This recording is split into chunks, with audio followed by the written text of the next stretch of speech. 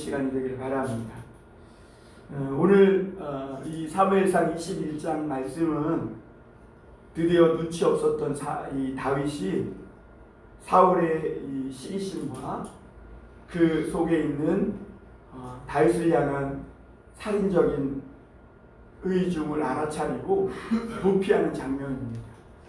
그런데 오늘 이 말씀을 가만히 들여다보면 그냥 이 말씀이 다윗이 사울을 피하여 도망치는 장면으로만 보기에는 정말 아쉬운 점이 있는데, 그래서 저는 오늘 다윗이 사울을 피하여서 이제 도망치는, 살기 위해서 도망치는 그런 장면이라기보다도 다윗은 그랬을지도 몰라요. 그랬죠. 그러나 하나님은 그것이 아니라 다윗을 이제 이 사울의 손에서 완전히 벗어나서 부름받은 자의 길을 가도록 그를 부르셨음을 우리가 볼 수 있습니다.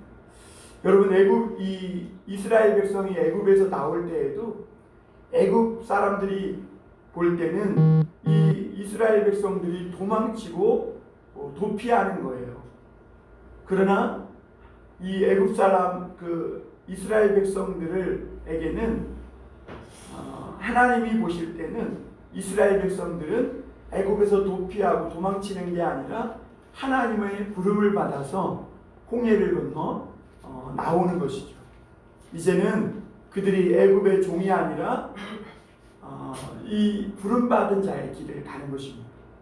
그와 같이 오늘 이 다윗도 이제는 더 이상 사울의 종이 아니라 이제는 만유의 왕이신 하나님의 부름을 받고 그 길을 드디어 출발하게 되는 그런 장면을 담고 있는 것이죠. 그래서 저는 오늘 이 말씀을 하나님의 부름을 받은 자의 길이다 라는 제목으로 정했습니다. 이 사울에게서 완전히 벗어나기 위해서 이 다윗은 이제 하나님의 부름을 받고 광야, 이 좁은 길로 가는 것부터 그의 새로운 삶이 시작됩니다. 그러니까 하나님께 부름받은 자는요, 두 주인을 섬길 수 없습니다. 예수님도 너희가 두 주인을 섬길 수 없다 그랬어요. 하나님이냐 사울이냐, 세상이냐 아니면 믿음의 길이냐 라는 것입니다. 돈이냐 아니면 하나님의 사명이냐, 하나님이 주시는 음식이냐 아니면 세상이 주는 술이냐 떡이냐 하는 것입니다. 분명히 예수님은 이 두 주인을 섬길 수 없다 그랬어요. 그래서 예수님은 너희가 나를 따라오려거든 자기 십자가를 지고 자기를 부인하고 나를 쫓을 것이니라. 다시 말하면 이제 하나님의 부름을 받았다면 너희가 자기 자신 안에 있는 이런 욕망, 어떤 욕구, 쾌락들을 내려놓고 이 십자가를 지고 주님을 따르는 그 길을 가야 한다는 것입니다. 그리고 그 길은 좁은 길이라고 말씀하셨고 십자가의 길이라 말씀하셨습니다. 그래서 이게 하나님의 부름을 받은 이 길은 보통 사람들이 볼 때는 굉장히 위험한 길입니다. 어떻게 보면 세상 사람들이 볼 때는 참 어리석은 길 같고 또 망하는 길 같고 그렇습니다. 도처의 위기와 장애물이 도사리고 있는 길이기도 합니다. 그리고 때때로는 하나님의 부름을 받고 출발은 했지만 그 길을 향해서 한 발을 뛰기는 했지만 때로는 인간의 연약함, 다시 말하면 나의 죄 때문에, 나의 연약함 때문에 나를 부르신 그 하나님의 뜻이 좌절되고 또 실패할 것 같은 이런 우려스러움을 여러 번 겪기도 합니다.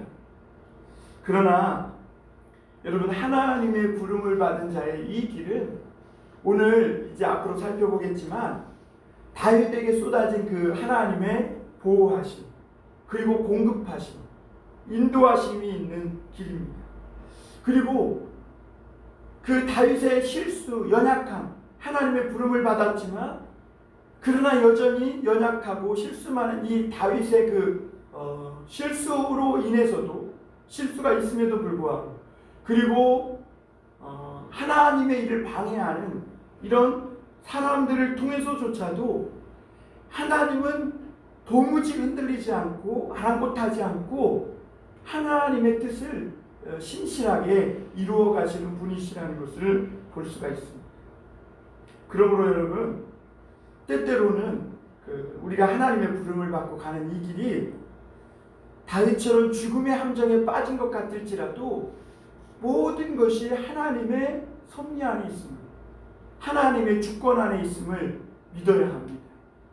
왜냐하면 하나님이 그 사람을 부르시고 그 사람을 하나님을 향한 새로운 길을 가게 하실 때는 그것을 통해 하나님의 일을 나타내시고자 하는 그런 큰 뜻이 있기 때문에 그래요. 그래서 부름받은 자에게는 오히려 위험천만해 보이는 그 길이 가장 빠른 인생의 축복된 길이고, 그리고 죽음의 함정과 같은 바로 그 장소가 그 하나님의 부름받은 자에게는 가장 안전하고 가장 보장되어 있는 그런 장소가 된다는 것이죠. 오늘 하나님의 부름을 받은 자의 길이 가야 그 길은 어떤 길이냐면, 첫째로 오직 하나님만 의지하는 길이라는 것을 우리가 볼 수가 있습니다. 우리 1절 한번 보겠습니다. 다윗이 노베 가서 제사장 아히멜렉에게 이르니 아히멜렉이 떨며 다윗을 영접하여 그에게 이르되 어찌하여 내가 홀로 있고 함께하는 자가 아무도 없느냐 하니, 이렇게 말씀합니다. 이 다윗이 이제 사울의 손을 피해서 이제 하나님의 부름을 받고 가는데 그는 홀을 단신이었습니다. 그가 이제는 사울 왕의 군대 장관으로서 많은 사람들에게 이렇게 존경을 받고 또 많은 사람들로부터 명예를 받고 많은 사람들이 추종하던 세력들을 뒤로하고 그는 이제 홀로 그 길을 출발한 것을 볼 수가 있습니다. 다윗 곁에는 이제는 사울과 함께 있을 때 있었던 그 많은 사람들이 아무도 없었어요. 그리고 그의 모습은 누추했고 그리고 그의 이 삶은 정말 그 극과 극을 이루고 정말 가장 높은 데에 있다가 가장 밑바닥으로 내려온 것 같은 그런 길이었음을 볼 수가 있습니다. 여러분, 하나님께서 이 다윗을 다루실 때에 가장 많이 쓰신 방법이 있는데 그것이 뭐냐면 사람을 통해 다루시는 거예요. 그것을 성경은 인생 막대기라고 해요. 사람 때문에 당한 어려움은요, 겪어보지 않은 사람은 잘 몰라요. 이게 밥은 없으면 좀 굶으면 되고 돈은 없으면 좀 덜 쓰면 돼요. 그리고 몸이 좀 아프면 입 꽉 물고 좀 참으면 돼요. 그런데 이 사람을 통해 한번 배신을 당하거나 정말 골치 아픈 사람으로 인해서 한번 속을 썩고 힘든 일을 한번 겪기 시작하고 상처를 받게 되면요, 그 아픔은 굉장히 혹독하고 굉장히 오래갑니다. 어떤 사람은 일생 동안 어떤 사람으로 말미암아 당한 그 인생의 처절한 아픔을 잊지 못하는 그런 경우도 있고, 일평생 트라우마로 남아서 정말 그와 비슷한 사람만 보면 꼼짝 못하는 그런 사람들도 있습니다. 그래서 이 사람을 범죄한 인간을 구원하시려고 하시는 그 하나님의 마음에 대해서 어떤 목사님은 책을 쓰셨는데 뭐라고 썼냐면 끙끙 앓는 하나님이라고 이런 표현을 썼어요. 그러니까 하나님이 사랑하셔서 인간을 창조하시고 지으셨는데 이 인간이 범죄하고 타락해서 굉장히 하나님의 마음을 아프게 하고 힘들게 하는 거예요. 그렇다고 하나님은 하나님의 형상이 있는 자유의지가 있고 인격이 있는 이 인간을 하나님이시라도 마음대로 못 하시는 거예요. 그러니까 하나님은 그 인간을 놓고 끙끙 앓으시는 거예요. 목회자들도 마찬가지죠. 목회라는 것이 참 어렵습니다.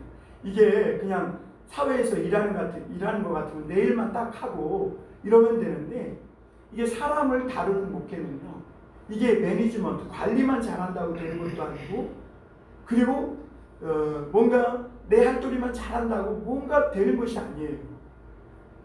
이 목회라는 것은 한 인격체를 돌보고 또 그가 하나님 앞에서 올바로 회복될 수 있도록 모든 육적인 것, 영적인 것, 혼적인 것을, 그리고 감정적 이 모든 것을 이렇게 뒷받침해주고 또 이끌어줘야 하기 때문에 굉장히 어려워요.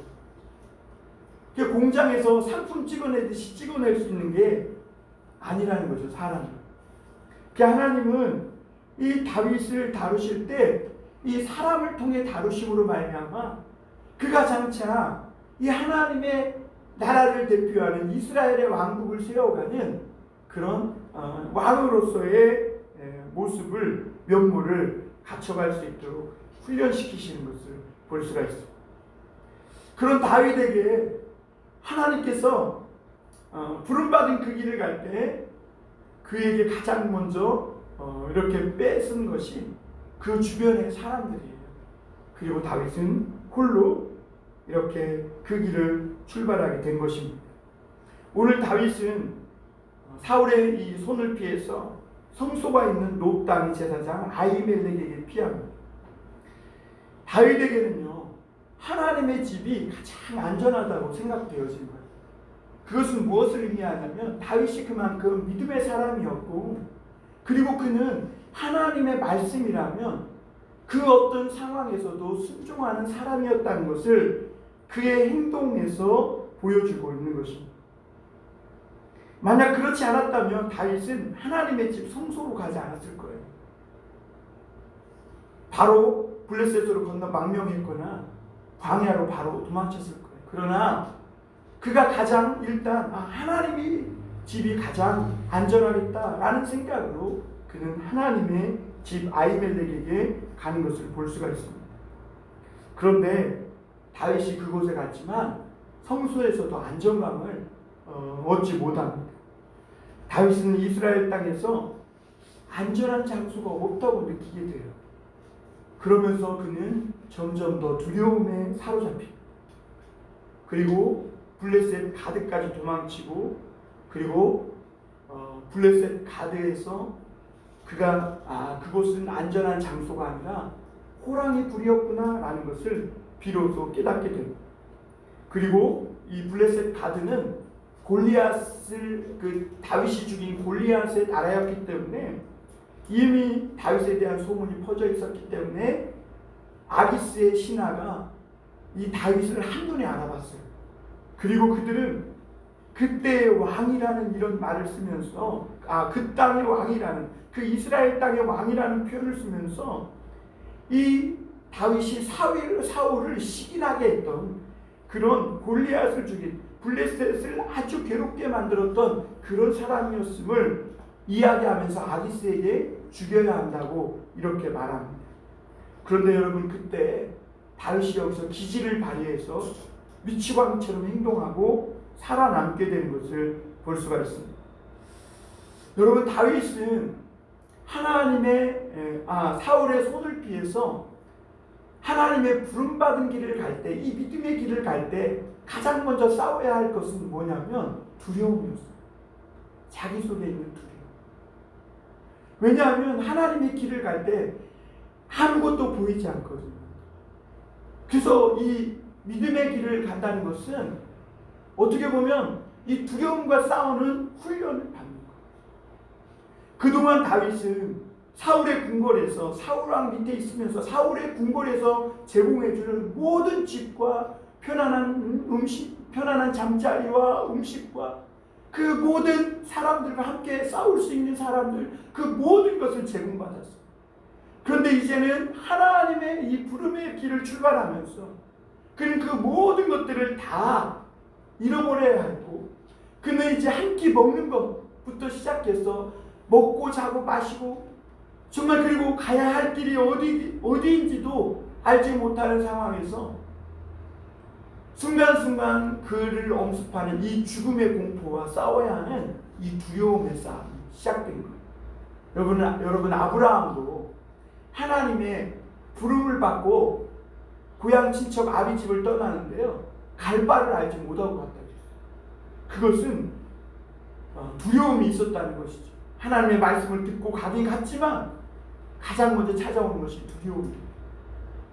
여러분, 저도 처음에 이제 안정된 직장을 다니다가 하나님께서 불러주셔서 이 믿음의 길을 가려고 막상 신학교에 들어가는데 이게 현실이, 요즘은 현타라 그러는데 이제 현실이 딱 느껴지기 시작하니까요, 이렇게 덜썩 드는 것이 뭐냐면 두려움입니다. 첫 학기 등록금은 그동안 모아놓던 돈을 가지고 냈다 그러는데 다음 학기 등록금은 어떻게 낼까? 학비는, 책값은 어떻게 할까? 점심값은 어떻게 할까? 기숙사비는 어떻게 할까? 야, 내가 이렇게 가면 내 미래가 있을까? 내가 이 학교 나온다고 뭔가 될까? 그리고 가족하고도, 믿지 않는 가족하고도 등을 지게 되면서 갈 곳도 없어지고 그러는 거예요. 그러니까 덜컥 두려움이 드는 거예요. 내가 이것이 잘한 인생의 결정일까? 이것이 맞는 길일까? 분명히 하나님의 말씀을 듣고 출발했음에도 불구하고 금방 이 두려움 때문에 마음이 막 오늘 다윗처럼 흔들리기 시작한 거죠. 그러니까 다윗은 어디까지 피해요? 사울 왕이 쫓아올 수 없는 전국 블레셋까지 피하는 것을 볼 수가 있습니다. 여러분, 우리 믿는 사람들이 깨달아야 될 것이 뭐냐면, 여러분, 다윗이 그 어떤 곳에서도 이 세상에서는 그 안에 있는 이 두려움을 벗어버리고 안전하게 거할 수 있는 장소가 없었어요. 그가 사울의 손에서 조금 잠시라도 좀 안전하게 피할 수 있는 장소가 어디일까 찾고 찾았지만 가는 곳마다 오히려 두려움이 더 심해졌고 다윗은 정말 가지 말아야 할 가드까지 갔던 것을 볼 수가 있습니다.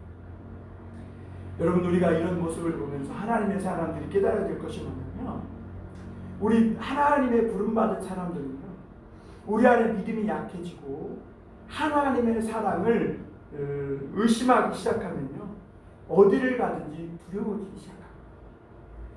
여러분, 우리가 믿는 사람들에게 이 두려움을 내어주는 것은 하나님의 사랑이에요. 이 하나님의 사랑에 대한 확신, 로마서 8장 마지막 부분에 있는 말씀처럼 하나님이 위하시면 누가 너를 대적하리요? 그러면서 사망의 칼도, 사망도 칼도, 어떤 죽음의 위협도 그리스도의 사랑에서 우리를 끊을 수 없다는, 어떤 권세도, 어떤 천사나 어떤 권세자들도 하나님의 사랑에서 우리를 끊을 수 없다는 이 사실을, 이 하나님의 사랑을 의심하게 되면요, 아무리 하나님의 집에 가고 아무리 교회를 가고 좋은 대궐집에 있어도 두려울 수밖에 없는 거예요. 여러분, 우리 인생이 총체적으로 흔들릴 때, 그런 어려움이 되게 위기가 닥쳤을 때 진정한 안식처와 해결책을 어디 가서 찾을 수 있을까? 여러분, 이런 것을 고민하고 이런 것을 가지고 몸부림치는 것이 바로 신앙이에요. 다윗은 그렇게 처음부터 시작해야 됐어요. 내가 가장 안전한 장소가 이 세상에는 없다는 것. 그 다윗은 믿음의 사람이었기에 성소로 가면 율법의 보호를 받는 이 성소가 자신을 지켜줄 줄 알았어요. 그러나 이 다윗이 성소가 안전한 장소가 아니라는 것을 금방 깨달은 것이 뭐냐면, 성소에 도착해 보니까 이미 성소에는요, 부흥의 불이 꺼져 있어요. 하나님의 말씀이 역사하시지도 않아요. 제사장 아히멜렉은 성령의 충만함을 잃었고 또 하나님의 영광도 나타나지 않았어요. 그리고 무엇보다도 사울은요, 하나님의 말씀을 중요시 여기는 사람이 아니에요. 하나님의 율법과는 전혀 상관없이 사는 사람이에요. 자기를 위해서라면 하나님의 율법도 하찮게 짓밟을 수 있는 에서와 같은 그런 사람이었어요. 그래서 이전에 다윗이 한번 사무엘에게 피했을 때 사울이 어떻게 했어요? 3번씩이나 정예병을 뽑아서 다윗을 죽이라고 보냈는데 사무엘이 워낙 성령의 역사가 강하니까 사무엘에게 올 때마다 그들이 은혜를 받고 다윗을 죽여야 한다는 이 살인적인 의도를 다 내려놓고 막 은혜를 받고 돌아가요. 그러니까 사울이 어떻게 해요? 아니 그것 하나 못하고 뭐냐고 그러면서 사울 자신 직접 다윗을 죽이러 가는데 자기도 그 사무엘에게 있는 성령의 은혜를 받고 자기도 거기서 엎어져서 예언하고 막 옷을 벗고 완전히 무장에 해제된 채 무능력하게 그렇게 하루 종일 있었던 모습을 보았어요. 여러분, 우리가 이 다윗이 그래서 이 아히멜렉 성소에 있는 아히멜렉에게 갔지만 이 아히멜렉도 이 성소다를 지켜주지 못하겠구나 라는 것을 깨달습니다. 여러분, 이 제사장은요, 아히멜렉은 다윗이 왜 혼자 온 것과 그가 막 밤새 도주했으니까 그의 몰골을 보고 형편없는 몰골을 보고 이상해서 묻습니다. 그랬더니 다윗은요, 자신의 그런 어떤 쫓기는 신세, 어떤 자신의 지금 형편을 말하지 않고 비밀 업무를 수행하기 위해서 부하들과 동행하지 않았다고 이렇게 둘러댑니다. 사실 이것이 틀린 말은 아니에요.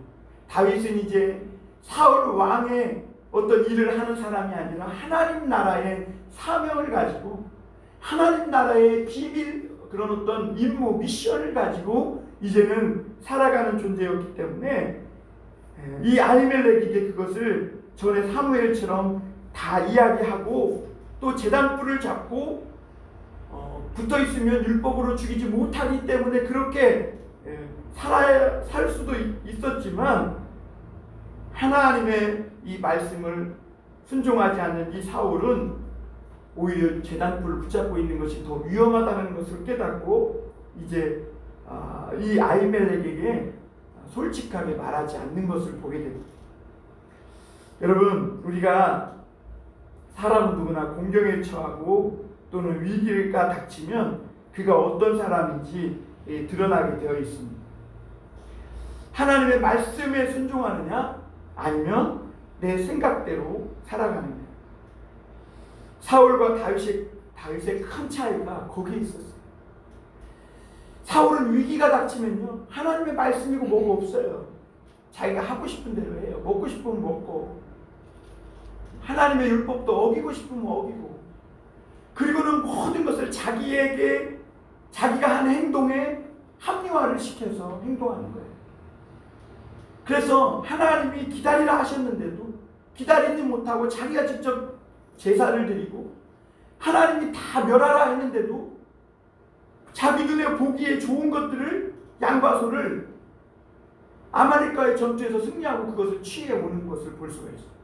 그러니까 사무엘이 왜 왕은 하나님의 명령대로 순종하지 않느냐 그랬더니 하나님 앞에 좋은 제사를 드리면서 좋은 걸 드리려고 했다고 자기 합리화를 하는 거예요.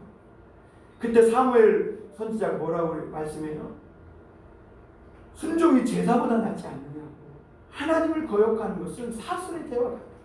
아무리 우리가 하나님의 말씀을 어기고 우리가 우리 생각대로 우리가 본능대로 살고 그것을 아무리 하나님의 말씀으로 합리화해봐야 그것은 하나님 앞에 가증하는 것밖에 되지 않는다는 거예요. 그러나 다윗은 그러지 않았어요. 그 앞에 위기가 닥쳤음에도 불구하고 그는 하나님의 집을 먼저 찾았고, 그리고 그는 하나님 앞에서 자기의 생명이 위태로울지라도 그 말씀을 순종할 줄 아는 사람이었어요. 사실은 그것이 다윗을 지켜준 거예요. 다윗이 하나님의 말씀을 지킨 것 같지만 사실은 하나님의 말씀이 그 순종하는 다윗을 지켜주고 있는 거예요. 오늘날도 마찬가지입니다. 오늘날도요, 하나님의 부름받은 사람이 가는 길은요, 오직 하나님만 의지하는 길이에요. 하나님 말씀만 의지하는 길이에요. 다른 것 의지하면 오히려 내가 내 생각대로 눈에 보이는 것을 쫓아서 또 내가 사람을 의지하고 어떤 물질을 의지하고 하면 그것이 나를 지켜줄 것 같지만 그것은 헛것이에요. 오히려 보이지 않는 하나님의 말씀, 그것이 지금 당장은 내가 지킨다고 해서 나에게 대단한 이익이 돌아올 것 같지 않지만 그럼에도 불구하고 그 말씀을 지킬 때 그 말씀이 다윗의 생명을 사울로부터 지켜줬던 것과 같이 우리 생명을 지키고 보호해 주시는 거예요. 그래서 다윗은요, 큰 시험에 빠지면서 하나님이 부르신 사람의 길이 무엇인지를 더 분명하게 알아가기 시작합니다. 그리고 그 하나님의 말씀을 순종하며 그때 하나님께서 지켜주시는 보호하심을 경험하면서 그가 시편 120편, 시편 20편 1절, 2절, 7절에서 이렇게 고백합니다. 우리 한번 다 같이 한번 읽어볼까요? 시편 20편 1절, 2절, 7절입니다. 환난 날에 여호와께서 내게 응답하시고 야곱의 하나님의 이름이 너를 높이 드시며 성소에서 너를 도와주시고 시온에서 너를 붙드시며 어떤 사람은 병거 어떤 사람은 말을 의지하나 우리는 여호와의 우리 하나님의 이름을 자랑하리로다. 그러니까 다윗은 어떤 사람은 병거 어떤 사람은 말을 의지하나 그 어떤 사람이 사울이에요. 그러나 나는 하나님의 부름받은 사람들은 여호와 하나님의 이름을 의지하고 자랑하리로다. 그리고 시편 37편 5절에서도 여러분 이렇게 말씀합니다. 내 길을 여호와께 맡기라. 그를 의지하면 그가 이루시고 그랬어요. 그러니까 내가 이루는 것이 아니에요. 하나님의 부름받은 자의 길을 가는 사람은요, 내가 하나님의 뜻을 이루고 내가 무언가를 성취하고 내가 해서 뭔가를 만들어내는 사람들이 아니에요. 다윗은 그저 하나님의 말씀에 순종하고 하나님만 의지하고 가면 그를 통해서 하나님이 이루시는 거예요. 그런데 사울은 이 단순하고도 아주 분명한 하나님의 이 뜻을, 이 비결을, 방법을 깨닫지 못한 것이죠. 그리고 자신이 무언가 이루려고 인간의 의를 가지고 무언가를 해보려고 하다가 그는 하나님께 버림받은 왕이 된 겁니다. 시편 146편 3절 5절에서도 보면 이런 말씀이 있어요. 주인들을 의지하지 말며 도울 힘이 없는 인생도 의지하지 말지니 그의 호흡이 끊어지면 흙으로 돌아가서 그날에 그의 생각이 소멸하리로다. 야곱의 하나님을 자기의 도움으로 삼으며 여호와 자기 하나님에게 자기의 소망을 두는 자는 복이 있도다. 귀인, 그러니까 뭔가 돈 많은 사람들, 세상에서 높은 자리에 앉은 이런 사람들을 의지하지 말고 도울 힘이 없는 인생도 의지하지 말라는 거예요. 호흡이 끊어지면 그의 생각도 소멸된다 그랬어요. 그리고 여호와 자기 하나님께 자기의 소망을 두는 자. 그래서 하나님의 부름의 길을 가면서 오직 하나님만이 나의 소망이라고 하나님만 붙들고 가는 그런 자에게 복이 있다. 여러분, 하나님은 다윗을 부르셨듯이 우리를 부르셔요. 우리에게 두려움이 있겠죠? 많은 사람들이 우리에게서 떨어져 나갈 거예요. 우리가 가야 할 길이 보이지 않아요. 그리고 참 때때로 그래서 우리가 이 사람을 의지해 보고 싶고 또 물질을 의지해 보고 싶기도 하고 그래요. 그러나 성경은 분명히 말합니다. 오직 하나님만 의지하고 하나님만 소망으로 삼고 가라는 거예요. 여러분, 부름받은 자의 길에 다른 길은 없어요. 하나님만, 오직 하나님만 붙들고 나아가는 길. 그러므로 여러분, 우리가 오늘도 이 부름받은 자의 길을 가기 위해서 내가 붙들고 있는 것을 좀 내려놓으십시오. 내가 힘들고 어려울 때, 내가 뭔가 당황스럽고 또 두려움이 찾아올 때 사람들은 자꾸 다른 사람, 나보다 좀 더 힘 있는 사람을 의지하고 때로는 그 위기나 곤경 또 지금 당장의 이 불안함들을 해결하기 위해서 술을 마시고 술 취하고 막 이렇게 해요. 친구들을 사귀고 막 잡담하고 또 그 모든 것을 잊기 위해서 무언가에 골몰해요. 그러나 여러분, 그런 것들은 내 인생에 아무런 도움을 주지 못할 뿐만 아니라 그런 것을 의지하고 살면 실수하는 거예요. 여러분, 하나님의 부름받은 사람들입니까? 그럼 하나님만 의지하고 가실 수 있기를 바랍니다. 두 번째로는 거룩한 떡을 먹고 사는 길이라는 것입니다. 우리 3절에서 6절 우리 한 절씩 교독해 봅시다. 우리 3절 제가 먼저 읽습니다. 이제 당신의 수중에 무엇이 있나이까? 떡 5떡이나 무엇이나 있는 대로 내 손에 주소서 하니.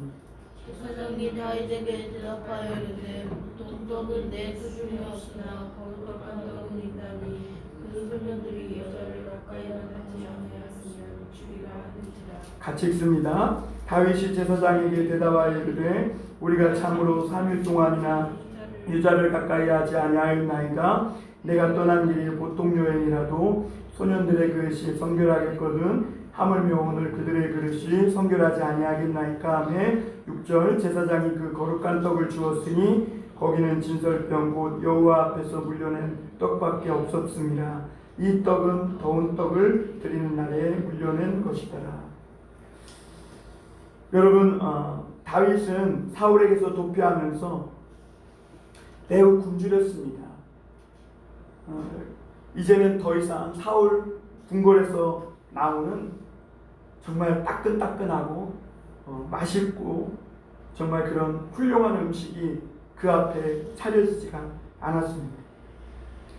여러분, 우리가 하나님의 부름받은 길을 가는 그 사람들은요, 이제는 하나님의 거룩한 떡을 먹는 사람들이라는 것을 기억해야 합니다. 예수님도요, 공생애를 출발하면서 이 굶주렸어요. 그때 마귀가 나타나서 예수님을 시험합니다. 너희가 40일 동안 굶주렸는데 이 돌들로 떡덩이가 되게 하라는 것입니다. 얼마나 먹고 싶겠어요? 그러나 예수님 그것을 거부하셨어요. 왜냐하면 예수님이 가야 하는 길에 있어서 그의 배고픔, 그의 굶주린 배와 그의 영혼을 채우는 데는 여호와의 거룩한 떡으로 말미암는다는 것을 그가 예수님이 아셨기 때문에 그래요. 여러분, 레위기에서 하나님의 부름받은 백성들에게 하나님의 백성으로 사는 조건으로 주님께서 요구하신 것이 뭐냐면 너희는 음식을 구별하라는 거예요. 거룩한 음식과 부정한 음식을 구별하라. 이것은 어떤 것을 거룩하고 어떤 것은 부정하다 이런 것을 얘기하는 게 아니라 하나님의 길을 감에 있어서 우리의 발목을 잡고 옆구리에 가시가 되고 올무가 되는 어떤 뇌물이라든지 뭔가 내 정신을 흐리멍텅하게 한다든지 어떤 내 마음을 하나님을 경외하고 믿는 길에 있어서 흐트러지게 하고 넘어지게 하는 이런 그런 모든 떡들은 다 부정한 떡이라는 의미죠. 그래서 하나님은요, 너희가 내 백성이 되려면 거룩한 떡을 먹어야 된다는 거죠. 여러분, 이스라엘 백성들도요, 애굽에서 출애굽하면서 그들은 거룩한 떡을 먹었어요. 누룩이 없는 떡.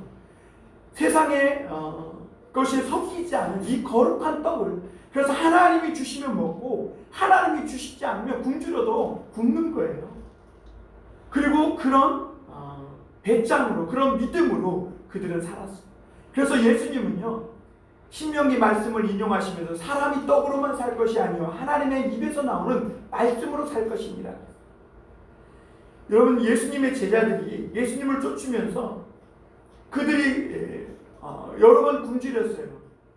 그런데 예수님께서 이제는 십자가에 못 박혀 죽으시기 전날 그들 앞에 최후의 만찬을 차려주면서 그들에게 먹을 것과 마실 것을 주면서 이것을 받아 먹으라. 이것은 내 몸이니 너희를 위한 생명의 떡이다 그랬고, 그리고 이것을 받아 마시라. 이것은 나의 피니 너희에게 생명의 음료다 이렇게 말씀합니다. 그러니까 이제는 하나님의 사람들은요, 이 부르심 받은 사람들의 길은 세상에서 아무거나 주워 먹는 사람들이 아니에요. 세상 사람들이 준다고 다 받아 먹는 사람이 아니에요. 이제 이 다윗은 사울의 집에서 주는 그 맛있는 음식을 먹을 수 없어요. 그래서 그는 굶주렸어요. 그래서 그가 아히멜렉에게 갔을 때 그는 하나님의 제사장에게 뭘 먹을 것이 없냐고 요청했을 때 제사장 아히멜렉은요, 거룩한 제사장만 먹을 수 있는 여호와의 성전에 바쳤다가 이제는 더운 떡을 드리는 날에 일주일마다 한 번씩 그 떡을 떡상에서 물려내거든요. 성소에는 떡상이 있는데 거기에 6개씩 2줄씩 12개의 떡이 놓여 있습니다.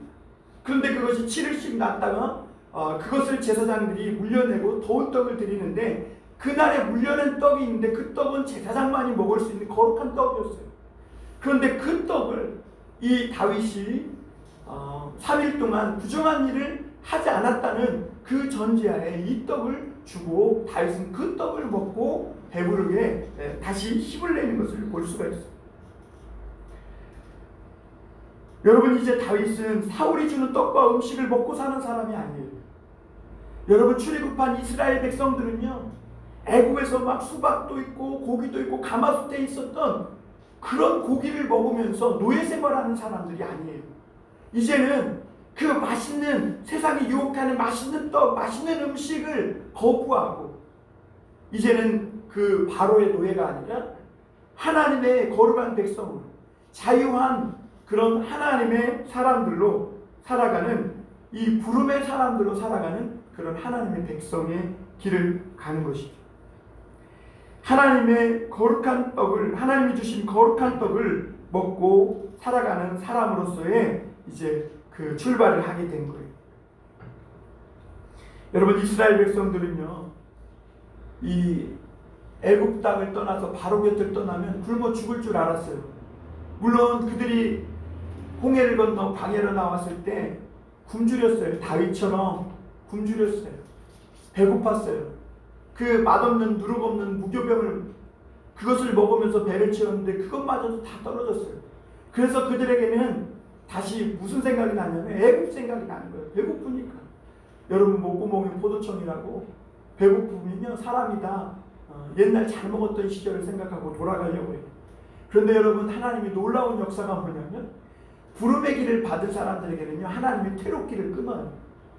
우리는 홍해길이 열려진 것만 기적이라고 생각하잖아요. 이스라엘 백성들이 애굽에서 나와서 홍해를 만났을 때 하나님이 홍해길을 열어줘서 그 홍해 바다를 마른 땅으로 걸어서 탈출한 것만 기적으로 생각하잖아요. 그런데 여러분, 더 큰 기적은 뭐냐면 그들이 그 홍해를 다 건넜을 때 하나님이 그 홍해물을 덮으셨다는 거예요. 그래서 그들은 이제 배고파서 굶주려서 애굽에 있을 때 잘 먹던 호요음식하던 생각이 나서 애굽으로 돌아가고 싶었어요. 그래서 모세에게 원망했어요. 우리가 애굽에 있을 때는 마늘도 먹고 수박도 먹고 부추도 먹고 술도 먹고 뭐도 먹고 좋았는데 우리가 광야에 나와서 굶어 죽게 하느냐 그러면서 모세를 원망하고 돌을 던지려고 했어요. 그런데 그들에게는요 돌아가고 싶어도 돌아갈 길이 없었어요. 왜? 홍해가 이미 물이 흐르긴 하나님이 퇴로길을 막으신 거예요. 왜냐하면 이제 부름받은 자의 길은 앞으로만 가는 거예요.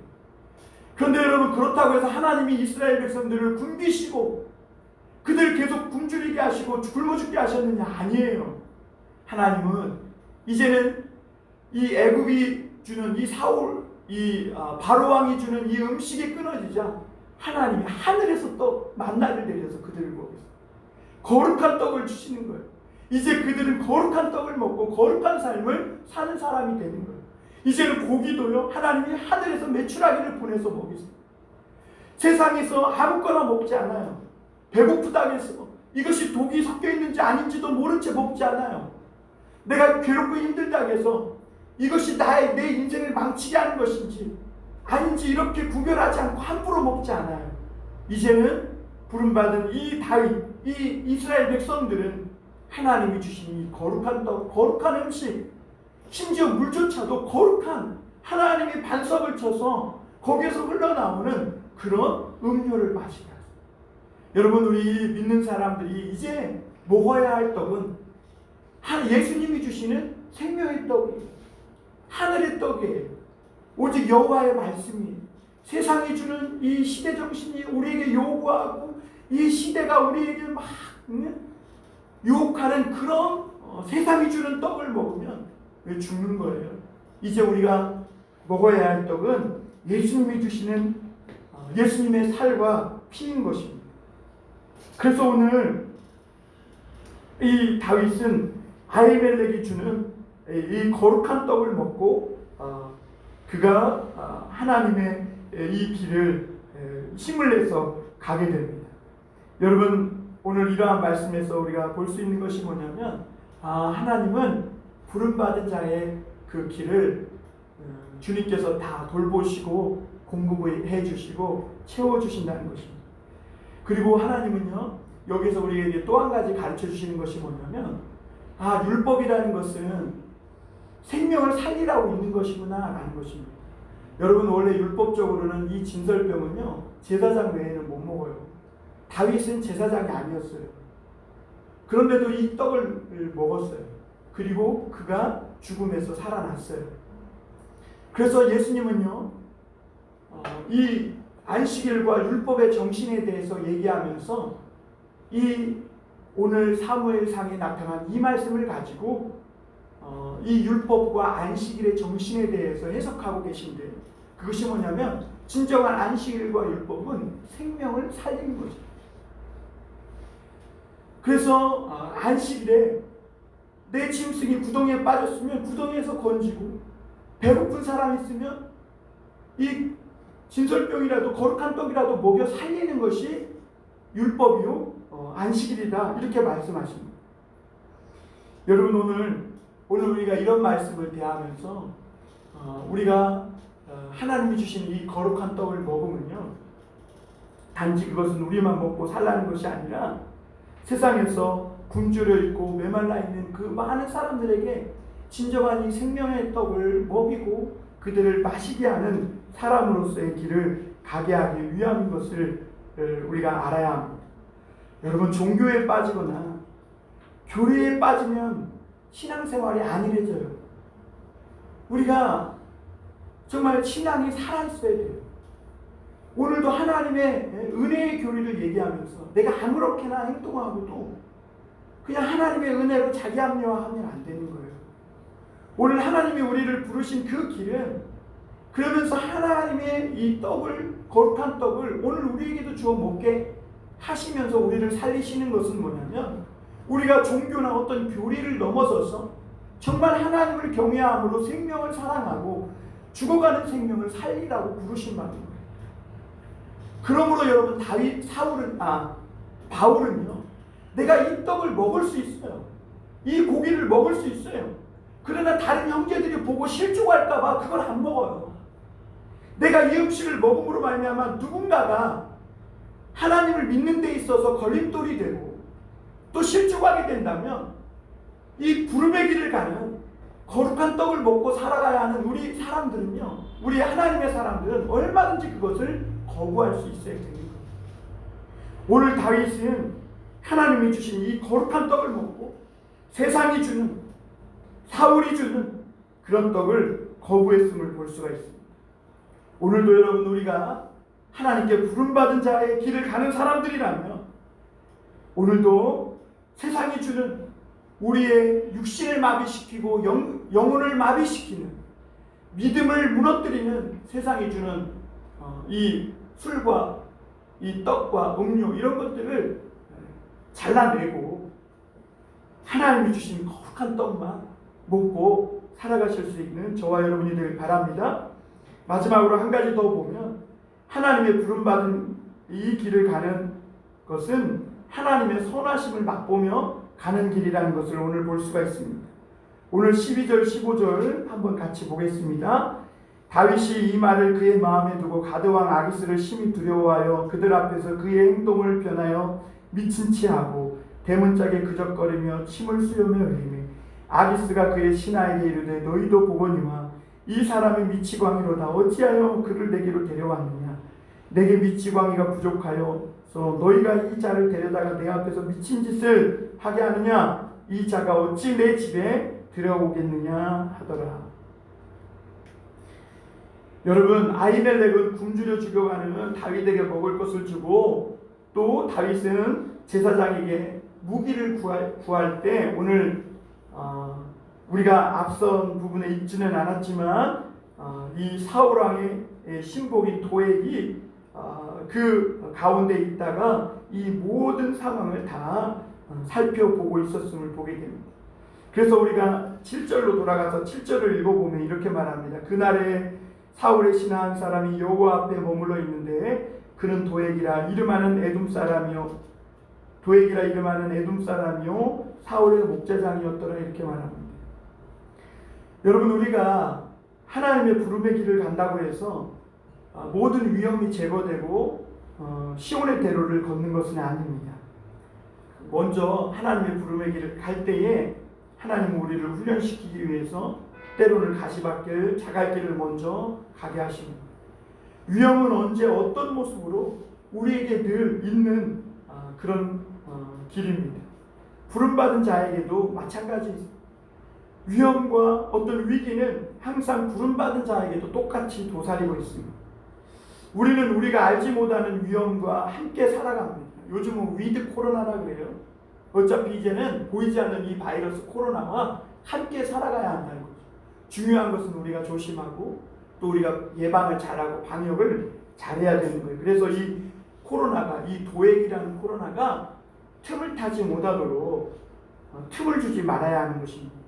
그런데 오늘 이 다윗이 그 도액이, 그 위험이 도사리고 있음을 감지하지 못하고 실수하는 것을 볼 수가 있습니다. 오늘 여기서 보면 도액은 여호와 앞에 머물러 있던 도액이라고 이렇게 말합니다. 이 도액은요, 왕으로 기름 부음 받은 다윗이 어떤 사람인지 알고 있었을 거예요. 그런데 그는 하나님의 어떤 여호와 앞에 머물러 있으면서도 하나님 선하심을 맛본 적이 없어요.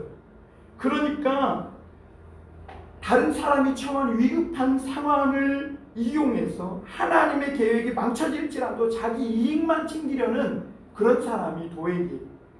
여호와 앞에 머물러 있던 도액은요, 욥기에 보면요, 하나님 앞에 있었던 이 욥을 고발했던 마귀를 생각나게 해요. 이 마귀는 고발하는 자예요. 이 도액도 고발하는 자였어요. 이 다윗을 사울 왕에게 밀고 가고, 그래서 나중에는 제사장 85인이 한꺼번에 사울의 칼에 다 죽고 피바람이 불어요. 그런데 어쨌든 오늘 다윗은요, 이런 위험을 감지하지 못한 채 무기를 구합니다. 다윗이 승리하고 하나님께 바친 이 칼을 도로 달라는 것도 다윗의 실수고 문제예요.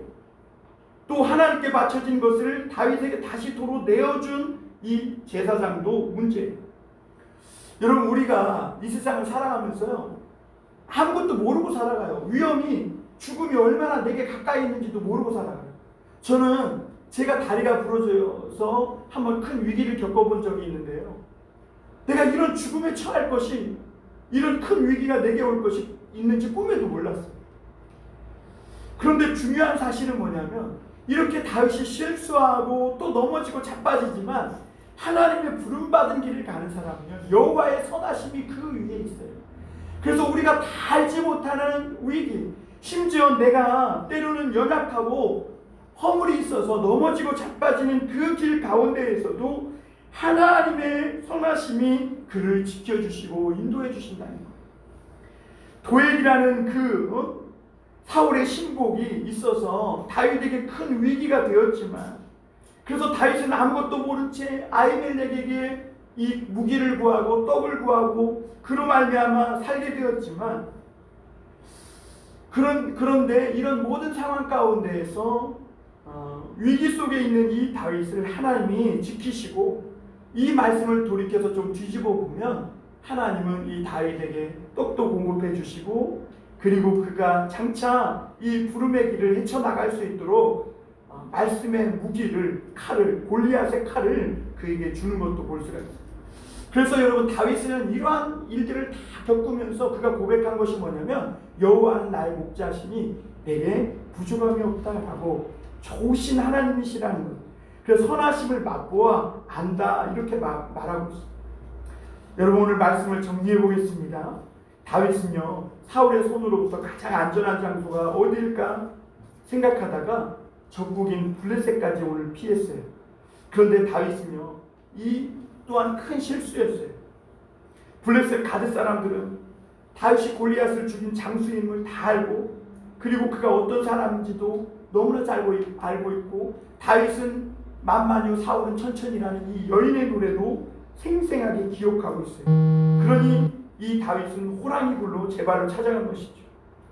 그때 다윗이 죽음의 위협을 느끼고요, 미친 채예요. 침을 막 질질 흘리면서 막 벽을 긁으면서 막 실성한 사람처럼 하는 거예요. 우리는 좀 그렇잖아요. 그래도 그렇지. 예, 왕이 될 사람이 그래도 뭐 체면이지 이렇게 무슨 침을 질질 흘리고 벽을 긁고 실성한 사람 이게 뭐 그렇게까지 하면서 살아나야 하는가? 여러분 이게요 엘리트나 이게 고생을 안 해본 사람들은요 이런 걸 몰라요. 그래서 그냥 그런 상황이 되면 딱 죽어버려요. 그런데 정말 밑바닥부터 고생한 사람들은요 정말 살아나는 길을 알아요. 바보처럼 시키는 대로 하고 바보처럼 어떤 위기가 있을 때 웃음으로 탁탁 넘기고 털어내는 그런 방법을 그런 일들을 쉽게 해내요. 그래서 죽음의 위기를 극복하게 돼요. 여러분 다윗이 이때 위기가 얼마나 큰 위험인지요. 다윗이 시편 34편에 보면 잘 기록하고 있는데 우리가 요 말씀만 보고 한번 말씀을 마무리 지어 보겠습니다. 시편 34편 우리 한번 펴보실까요? 1절에서 8절입니다. 우리 시편 34편 한번 제가 읽어드릴게요. 다윗의 아비멜렉 앞에서 미친 채 하다가 쫓겨나서 지은 시라고 되어 있습니다. 그러니까 34편은요 다윗이 아비멜렉 앞에서 미친 채 하다가 쫓겨나서 지은 시예요. 내가 여호와를 항상 송축하며 내 입술로 항상 주를 찬양하리이다. 내 영혼이 여호와를 자랑하리니 곤고한 자들이 이를 듣고 기뻐하리로다. 나와 함께 여호와를 광대하시다. 함께 그의 이름을 높이세. 내가 여호와께 간구하며 내게 응답하시고 내 모든 두려움에서 나를 건지셨도다. 그들이 주를 앙망하고 광채를 내었으니 그들이 얼굴은 부끄럽지 아니하리로다. 이 곤고한 자가 부르짖음에 여호와께서 들으시고 그의 모든 환난에서 구원하셨도다. 여호와의 천사가 주를 경외하는 자를 둘러친치고 그들을 건지시는도다. 너희는 여호와의 선하심을 맛보아할지어다. 그에게 피하는 자는 복이 있도다. 여러분 다윗은요 얼마나 두려웠는지 이렇게 미친 채 하는 실성한 척했어요.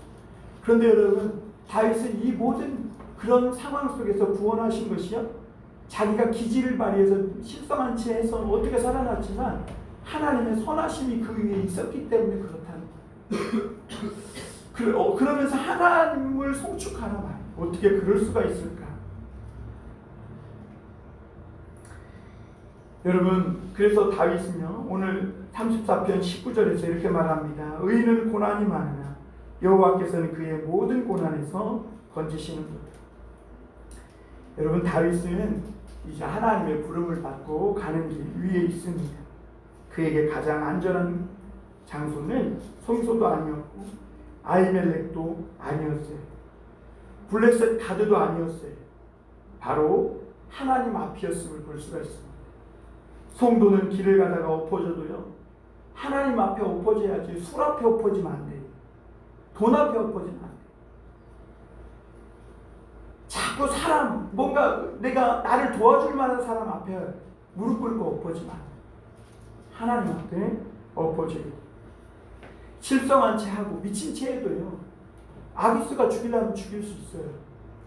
그러나 모든 것 가운데 하나님의 선하심이 그 위에 은혜로 덮고 있었음을 다윗은 알고 깨닫고 하나님 앞에 찬송한 거예요.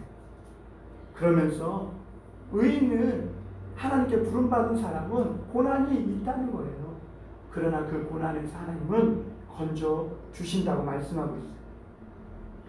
여러분 나중에 다윗은요 억울한 일을 당해 도망쳐온 사람들 원통함을 가지고 나온 이런 사람들과 함께 기도해요.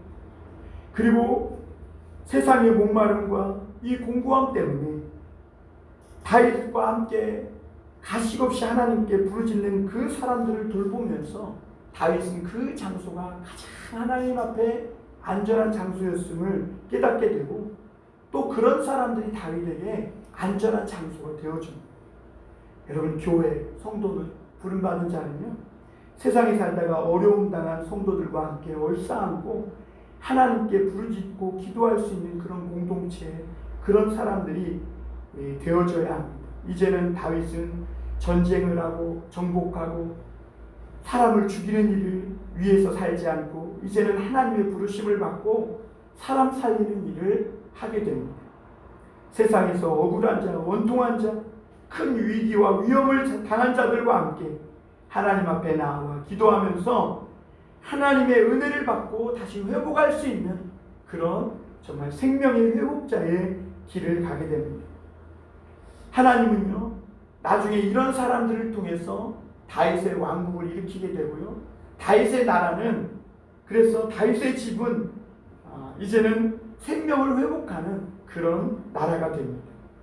여러분, 우리도 이제 종교적이고 이해관계에 얽힌 모습을 벗어버리고 진정한 믿음과 신앙으로 서로의 어려움을 끌어안고 기도하며 정말 주님이 부르신 그 부름의 길을 오직 하나님만 의지하고 주님이 주신 떡만 먹으면서 그 가운데 하나님이 행하시는 선하심을 맛보아 알면서 오늘 다윗처럼 그렇게 주님 의지하며 살아가는 저와 여러분이 다 되시기를